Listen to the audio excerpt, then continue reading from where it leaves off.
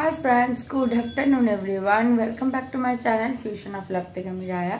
আশা করি তোমরা সবাই ভালো আছো। আমি অনেক ভালো আছি। আজকে দুপুর একটা ব্লগে ওয়েলকাম। না দুপুর বলছি তার কারণ আছে। আমি ঘুম থেকে উঠেছি আজকে দুপুরে। কারণ বুঝতেই পারছো এই আসার পর এত নিজের বেড নিজের সবকিছু পাওয়ার পর ঘুম থেকে কি আর উঠতে ইচ্ছা করে? মানে ঘুমিয়ে তো ছি। কালকে রুডিকে বললাম যে প্লিজ তুমি থাকো তোমার মতন, আমি ঘুমিয়ে পড়লাম। আমি ওই রকমভাবেই ফোন আমরা এমনিও তো কখনো কখনো ভিডিও কলে থাকি, ওই ভিডিও কলে থেকে যে আমি কখন ঘুমিয়ে পড়েছি ওর সাথে বকতে বকতে, তাও সেটা 12টার আগে। এটা কোনোদিনও হয় না। আমি অত ঘুরে আসলেও কোনোদিনও 12টার আগে ঘুমাই না। যাই হোক কালকে ঘুমিয়ে পড়েছিলাম আর ঘুম থেকে উঠলাম গিয়ে এখন বাজে 1:17। আমি যখন ঘুম থেকে উঠলাম এখন অনেকটা বেশি বাজে, 1:17 মতন বাজে। আমি জাস্ট ঘুম থেকে উঠলাম। অলরেডি এদিকে মার আধা কাজ করা হয়ে গেছে। মা বলছে হ্যাঁ কাজকর্ম তো নেই। আমি মাকে বললাম না কাজকর্ম নেই সেটা না, আমি বলেইছি আমাকে একটা দিন একটু ঘুমাতে দিও, না হলে আমি পারবো না। ঘুম থেকে ওঠার পর এই হচ্ছে বেডের অবস্থা। এখনো বেডও কিছু গোছানো হয়নি। আর তোমাদের একটা জিনিস দেখাই, যেটা হচ্ছে ওখান থেকে না আমি পর্দা কিনে নিয়ে এসেছিলাম, জানো তো? এই যে মা প্রত্যেকবার গেলে পর্দা কিনে নিয়ে আসে। আর ওখানে না ডোর পর্দা মানে উইন্ডো পাওয়া যায় না, যেহেতু ওখানকার ঘরে উইন্ডো নেই তাই উইন্ডো পাওয়া যায় না, পুরো ডোর পর্দা। এই যে এই পর্দাটা নিয়ে এসছে 3টে। ওখানকার পর্দা খুব ভালো হয় আর এই দামে এখানে পর্দা পাওয়া যায় না আমাদের কলকাতাতে। এই পর্দা এইটা 3টে সেট আর এইটার 3টে না 2টো সেট এই নিয়ে এসছে পর্দা। এগুলোকে কাট করতে হবে, উইন্ডো আর ডোরের জন্য এনেছে, বাট এইটা আমার বেশি পছন্দ হয়েছে অ্যাজ কম্পেয়ার টু এইটা। আর দেখাই, ঘর তো পুরো মেসি হয়ে আছে। মা ওদিকে জামা কাপড় কাচ্ছে আর তোমরা এইটাকে দেখো, ঘর তো পুরো মেসি হয়ে গেছে। আর এই হচ্ছে আমাদের জামা কাপড় যেটা আমরা নিয়ে গেছিলাম অলরেডি।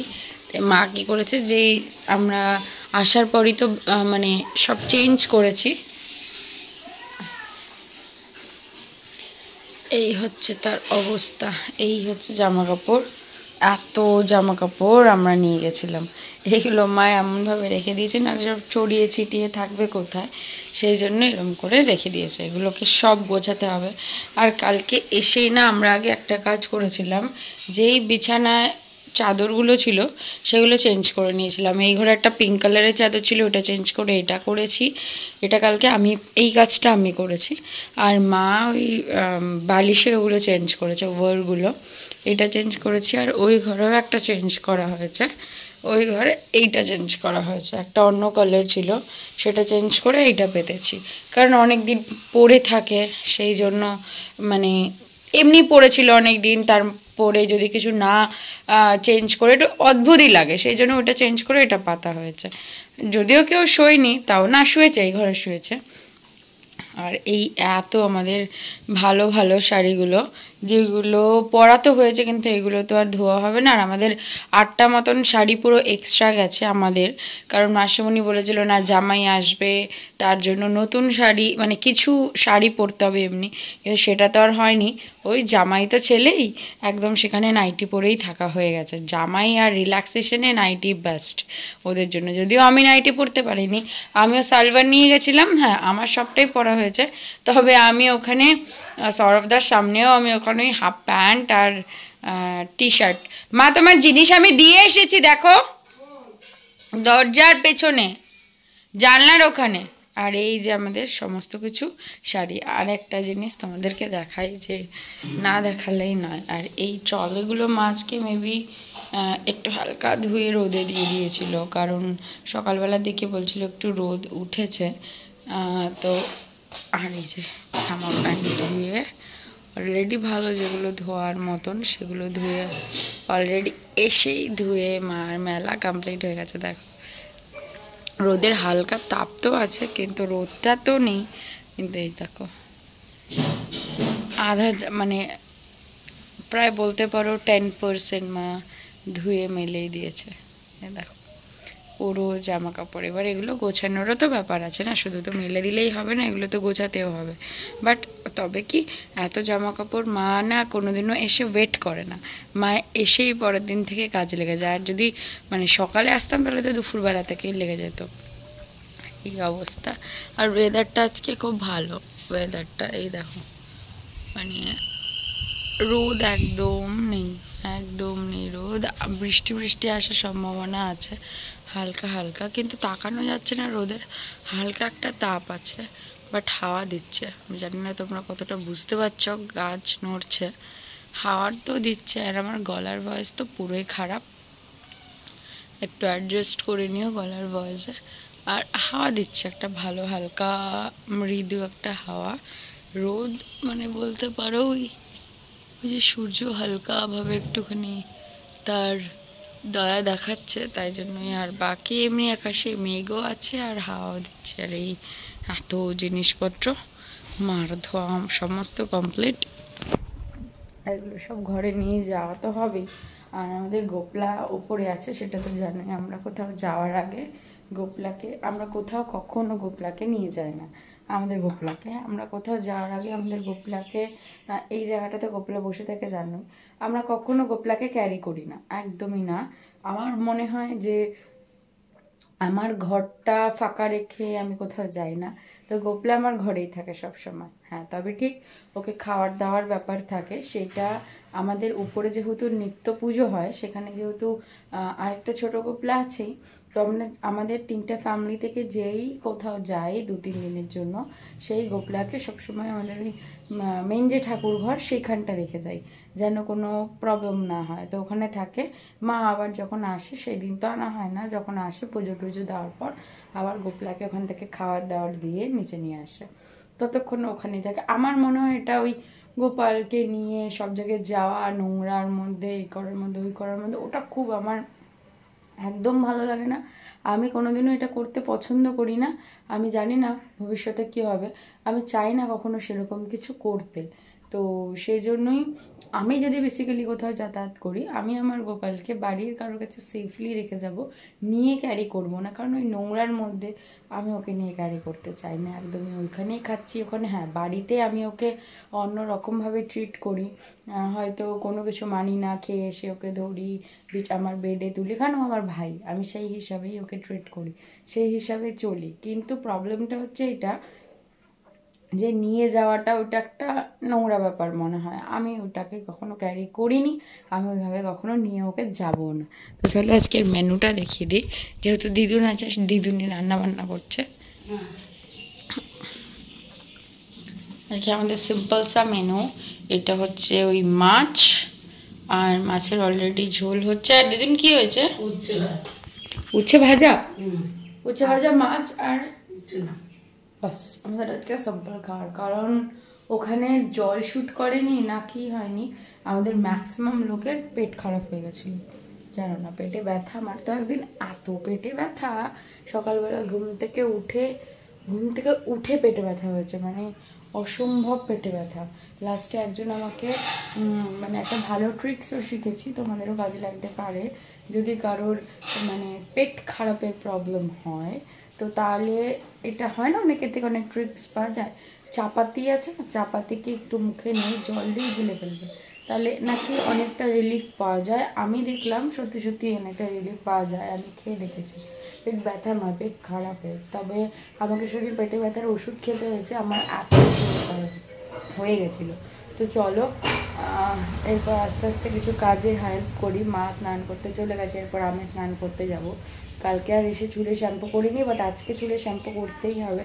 চুলটা একটু আঁচড়ে নিই, কারণ চুলের অবস্থা পুরো খারাপ।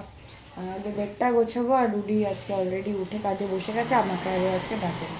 কোথাও যাওয়াটা খুব ইজি জানো তো, চলে যাওয়া, ব্যাগ গোছানো। সব থেকে সমস্যা হয় কি, এত জিনিসপত্র টানাটানি করে নিয়ে যাওয়াটা হয়, আরও বেশি সমস্যা হয়। খুব বাজে রকম একটা সমস্যা ফেস করতে হয় এই টানাটানি করা।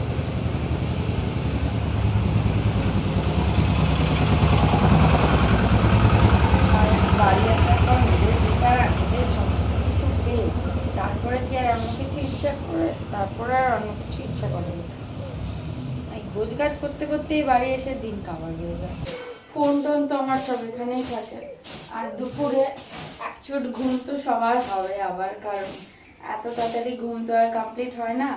আর সব থেকে বড় কথা হচ্ছে স্নান মানে কাজ করার তাগিদে সবাইকে সকালে ঘুম থেকে উঠে যেতে হয়, কিন্তু কিছু তো করার নেই। এত ট্রাভেল এত কিছুর পরে একটা বিয়ে বাড়িতে তো সেরকমভাবে ঘুমানোটা পসিবল হয় না, সেটা তো তোমরা জানো। আর এত নোংরা হয়েছে ঘর বাড়ি, ওগুলো পরিষ্কার করতে করতেই আধা সময় চলে যাবে। আর দুপুরের একচোট যেই যা ঘুমাক না কেন, দুপুরে একচোট ঘুমাবার সবার হয়। চুলটা একটু আঁচড়াতে বসলাম, কারণ চুলটা তো খুব ইম্পর্টেন্ট জানোই। আর আমি সকালবেলা ঘুম থেকে উঠে এসে চুলটা একবার আঁচড়ে, আজকে সকালে তো হলো না, এখন চুলটা আঁচড়েই যাবো স্নান করতে, মাথায় শ্যাম্পু করতে। মা বলতে তুই কালকে করিস নি কেন? আচ্ছা কালকে করতে পারতাম, জল ছিল, কিন্তু আমার গলার যা অবস্থা, কালকে করলে ঠান্ডা লেগে যাবে। তাই ভাবলাম না, আজকে সকালবেলায় করি। চুল উঠে উঠে না, এই কটা তো চুল এমনি পড়ে আছে, তারপরে আবার চুল উঠে উঠে চুলের অবস্থা পুরো খারাপ হয়ে গেছিলাম।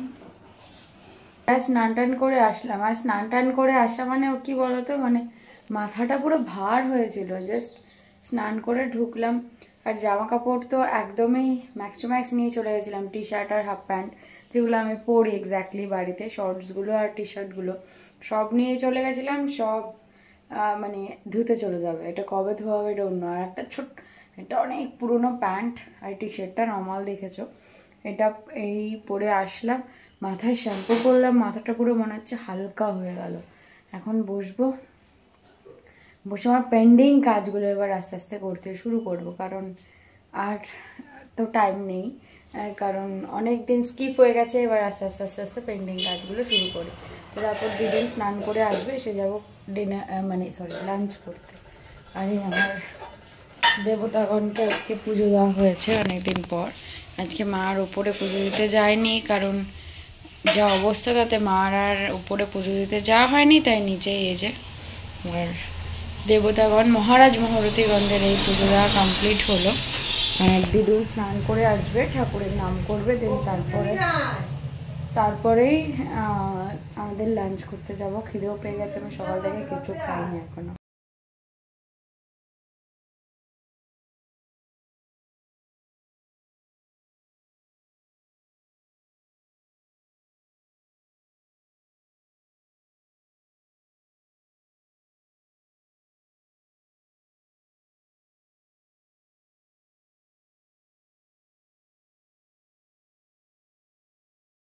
করে আসলাম জানো তো, এখন এবার একটু শোবো, কারণ যতই একটা অবধি ঘুমাই, ঘুমানোর রেস্টটা কিন্তু এখনো পর্যন্ত কমেনি, পুরো ল্যাদ লাগছে। এখন সবাই এসে ঘুমাবো। আর কতদিন পরে বাড়ির সিম্পল খাবার খেলাম, ওখানেও সিম্পলই খাওয়া দাওয়া হয়েছে, তাও একটা ব্যাপার তো থাকে। আর এই হচ্ছে জানো তো, সেদিন আমি বলেছিলাম না যে কিছু জিনিস কিনেছিলাম আমরা গিয়ে, তো দেখেছিলে এই ব্যাগটা কিনেছিলাম। এই ব্যাগটা আমার এত ক্লাসি লেগেছে। এটা কিনেছিলাম বিশাল থেকে, খুব বেশি না, 199 নিয়েছে। বাট আমি এই টাইপসের ব্যাগ ইউজ করতে ভালোবাসি। দুটো কভার রয়েছে, আর আমার সব থেকে বেশি ভালো লাগে হ্যান্ডি এরকম ব্যাগটা, ঠিক এমন করে নিতে, এইটা আমার খুব ভালো লাগে। তো আমি ডিসাইড করছি এই ব্যাপারটা খুলে নেব, খুলে নিয়ে শুধু এটাকে চালাবো, এটার এই কর্নারটা একটু চাপিয়ে নেব। বাট এটা আমার এত ক্লাসি লেগেছে ব্যাগটা, এই কালারটা আমার খুব ফেভারিট হয়েছে আজকাল। তো এই ব্যাগটা কিনেছি, কেমন আছে জানিও তো, ভালো লাগছে কিনা ব্যাগটা। 6:30 মতন বাজে এখন, আমরা ঘুম থেকে উঠেছি। ঘুম থেকে উঠে মা সন্ধে টন্ধে দিল, আর আমাদের দিদুন টিভি চালিয়েছে একটু দেখার জন্য। আর আমাদের ঘরটা দেখো কি অবস্থা হয়েছে, ঘরটায় মানে বাইরে হয়ে গেছে। যত জামা কাপড় ছিল সব এই যে ঘরের মধ্যে, এখানে মেলা সমস্ত কিছু, ওগুলো তো গোছানো ছেড়েই দেয়, তাড়াতাড়ি হবেই না। এই যে এখানে মেলা, এই ঘরে মেলে মা সমস্ত কিছু ফ্যান চালিয়ে দিয়েছে, কেন কি নাহলে কোনো কিছু শোকানোর একদম ব্যাপারে নেই, একদমই এটা করতেই হতো, নাহলে এত জিনিসপত্র আমরা কোথায় শুকাতাম। বাইরের ওয়েদারটাও খারাপ রয়েছে। আর সবথেকে ইম্পর্ট্যান্ট সদস্য এই যে ঘরে চলে এসছে, আর ঘরে এসে ওর হাসি দেখো, ওর হাসিটাই আলাদা, দেখেছো? ঘরে এসে সুন্দর করে হাসতে শুরু করেছে, দেখো ওর হাসিটা দেখো শুধু। এতদিন ঘরে ছিল, ঘর থেকে ওই ওপরে ছিল, ওপর থেকে আজকে আবার নিজের ঘরে। তো চলো, এই একটু পেটে খিদে খিদে পাচ্ছে, কি খাবো বুঝতে পারছি না। আবার আমার অনেক কিছু শ্যুট করার আছে, রিলস অনেক দিন করা হয় না ইনস্টার জন্য, সেটাও করব। তো ভাবছি কি করব এখনও। আগে ব্লগটা এডিট করতে বসেছি, কারণ এতদিনে তো ব্লগটাই এডিট করতে পারিনি। ভয়েস ওভার দেবো কী করে সেটাই ভাবছি, গলার অবস্থা খারাপ, জানি না, দেখা যাক মিক্স অ্যান্ড ম্যাচ করে কিছু হয় নাকি।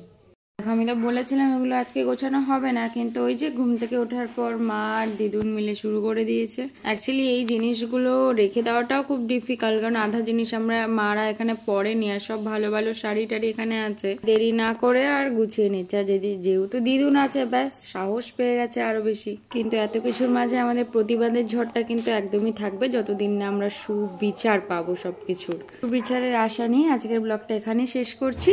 কালকে আবার নতুন একটা ব্লগে দেখা হবে। টাটা।